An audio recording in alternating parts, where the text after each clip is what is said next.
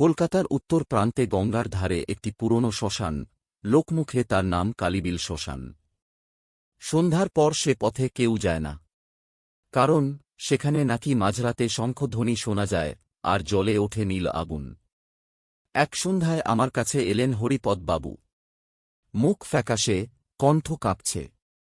তারানাথবাবু বললেন তিনি আমার ছেলেটা বদলে গেছে।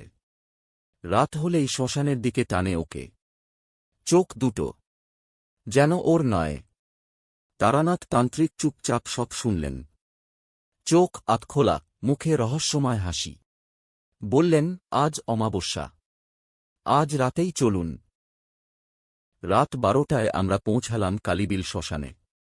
চারপাশে কুয়াশা, বাতাসে গন্ধ, ধূপ আর পোড়া মাংসের মিশ্রণ। হঠাৎ দূরে দেখা গেল হরিপদবাবুর ছেলে, নগ্ন পায়ে দাঁড়িয়ে, চোখ স্থির, ঠোঁটে অদ্ভুত মন্ত্র। ঠিক তখনই মাটি ফেটে উঠে এল এক ছায়ামূর্তি। মাথা জটা, চোখে লাল আগুন।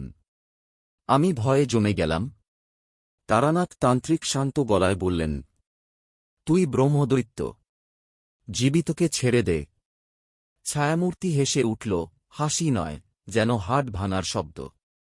এই দেহ আমার, সে গর্জে উঠল।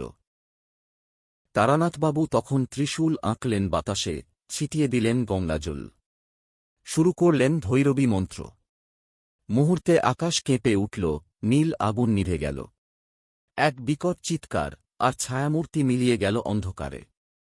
হরিপদ বাবুর ছেলে মাটিতে লুটিয়ে পড়ল। কিছুক্ষণ পর চোখ খুলে বলল, বাবা, আমি কোথায়? ভোরের আলো ফুটতেই শ্মশান যেন সাধারণ জায়গা। তারানাথ তান্ত্রিক শুধু বললেন, এই শহরে অদৃশ্য জগৎ খুব কাছেই থাকে। সবাই দেখতে পায় না, কিন্তু আমি পাই। তারপর তিনি ধীরে ধীরে অন্ধকার গলির দিকে মিলিয়ে গেলেন।